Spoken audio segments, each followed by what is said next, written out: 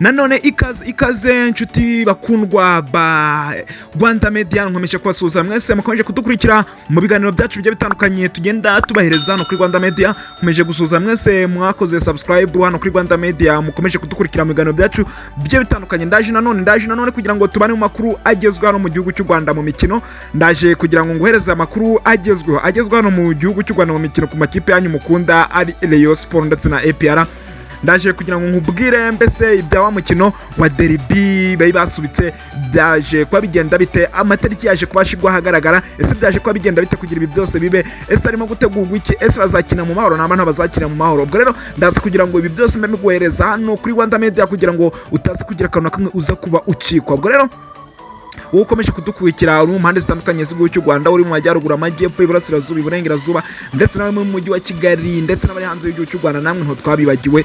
Mwese tubaha ikaze muri kiganiro kugira ngo dukomeze kubana muri uyu mwanya kugira ngo dukomeze gusangira amakuru agiye agezweho hano mu gihugu cy'u Rwanda. Ndazi kuba mbanyuriramo na sport update zirimo hano mu gihugu cy'u Rwanda. Murabizi neza yuko uyu munsi shampiyona hano mu gihugu cy'u Rwanda yakomeje, habaye n'umukino wa gicuti wa Reyon ndetse n'ikipe ya Aprfc. Ubwo rero ibyo byose ndaza kuba mbibanyuriraguriramo nyine mbahereza amakuru mbese mumenye ngo ni ibiki birimo kubera muri iyi weekend mu mikino hano mu gihugu cy'u Rwanda.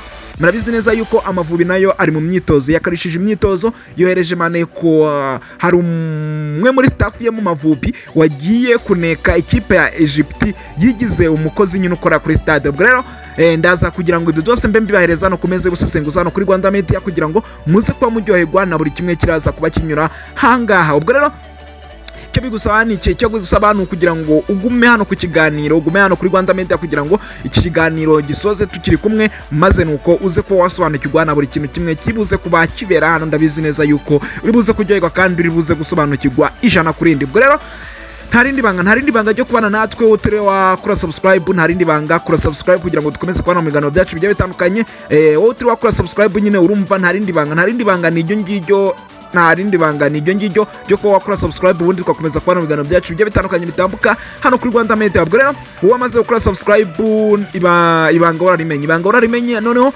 ikindi usigeje kora like kugira ngo dukomeze kubana neza, ukore comment, ukore na share kugira ngo n'abandi nabo bamenye ibibera hano kuri Rwanda Media. Ubwo rero reka dukomeze twibane mu makuru arimo kugenda caracara hano mu gihugu cy'u Rwanda mu gisate cy'imikino. Ubwo rero reka duhere muri sport update aho tugiye guhera muri shampiyona y'igihugu cy'u Rwanda hano mu Rwanda, yaje kuba ikomeza kuri uyu munsi.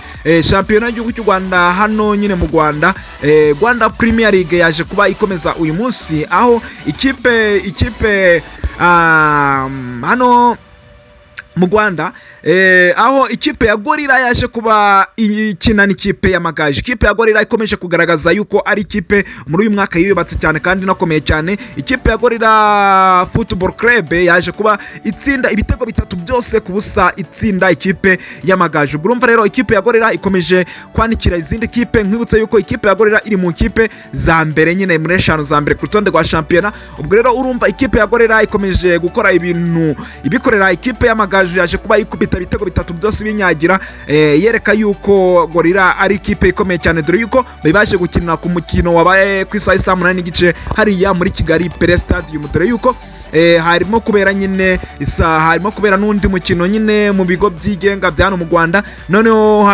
saa 12 nyine n'igice ikipe ya Reyon ndetse n'ikipe ya Police Football Club nazo zikaza kwa zikina saa 12 gusa ku mukino wahuje ikipe ya Reyon ndetse n'ikipe ya Police Football Club.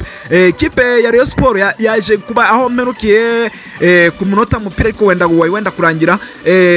Update zari yuko ikipe ya Reyon ubu yamaze kuba ikubitwa igitego kimwe ku busa. Ubwo rero ikipe ya Police wayitsindiye ni utayizamu wabo bita Peter Agabrevor, maze iminsi yanaravunitse cyane. Ubwo rero yagarutse neza atsinda ikipe ya Reyon igitego kimwe, n'igitego cyiza cyane yatsindiye umuzamu wa Reyon ari kure, ishoti rinini cyane remereye cyane ryo hasi. Ubwo rero igitego kiba kiranyoye gutyo. Ubwo rero inkuru yatuzinduye ntago ariyo ngiyo, murabizi neza yaseka zimaze iminsi ziba hano mu gihugu cy'u Rwanda hamaze iminsi ari kubasaga ziturutse kuri Reyon ndetse n'ikipe ya Aprfc bari kuzakina tariki 19 z'uku kwezi kwa 10 turimo, ariko Rwanda Premier League iza gutanga itangazo ribihindura yuko uyu mukino utazaba, yuko Aprfc yaje kuba yandika isaba yuko ibirarane byayo byagenda uko shampiyona yagiye ikurikirana. Ubwo rero ubusabe bw'ikipe ya Aprfc bwaje kuba bwemegwa ni nyuma yuko nyine hagaragaye yuko nyine imyiteguro mu kipe Rayon Sport yigeze kure, ni nyuma yuko rero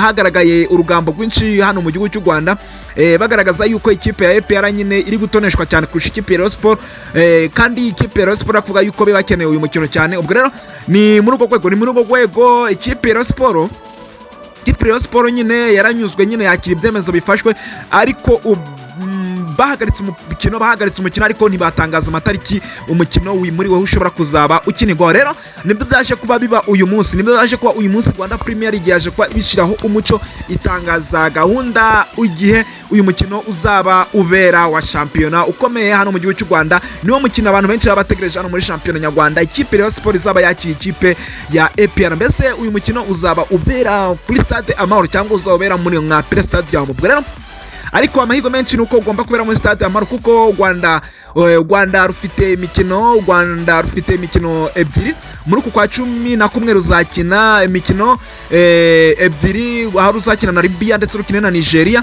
Ubwo umukino bazakina na Libya bazawakirira ku Mahoro. Ubwo nyuma yaho rero ntago bashora stade ishobora kuba itari yatangira kuvugururwa. Ubwo reka dutegereze ariko amahirwe turebye nuko abantu benshi babyifuza. Iyi match yabereye mu Mahoro, maze tukareba match nziza, tukareba mbese ninde wigiza nkana, ninde uzatsinda undi, nyuma y'amagambo menshi ukomeje kugenda acicikana hano hirya no hino hanze, bashotorana cyane. Abantu babe muri aya makipe bombi baba bashotorana cyane, bavuga nyine yuko umwe yaje kuba atinya undi, ndetse abandi bavuga yuko bafite ukuri kuko nta mpamvu yo kugira ngo basimbuke imikino, bagomba kugendera imikino yose ukugiye ikurikiranye. Ubwo rero reka dutegereze tariki 7 nimba nabyo bitazongera kuba bihinduka, azaba ari tariki 7 z'ukwa 12 nk'uko byagaragaye ku itangazo. Rero biragaragara yuko iyi match nta gihindutse, iyi match igomba kubera muri stade Amahoro,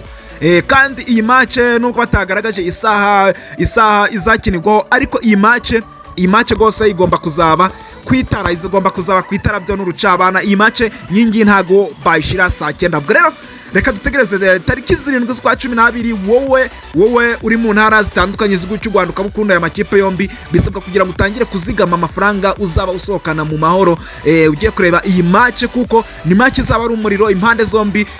Nyuma yuko muri kipe nationale abakinnyi bose barabavuyemo, nta ibindi biraba biberaje inshinga nukuba bategura iyi match izaba ibera mu Mahoro tariki 7 z'ukwa 12. Ubwo rero byinshi bizaba bitambuka ku update nyine agiye yerekeranye n'iyi match ya Rayon Sport ndetse n'ikipe ya Aprfc.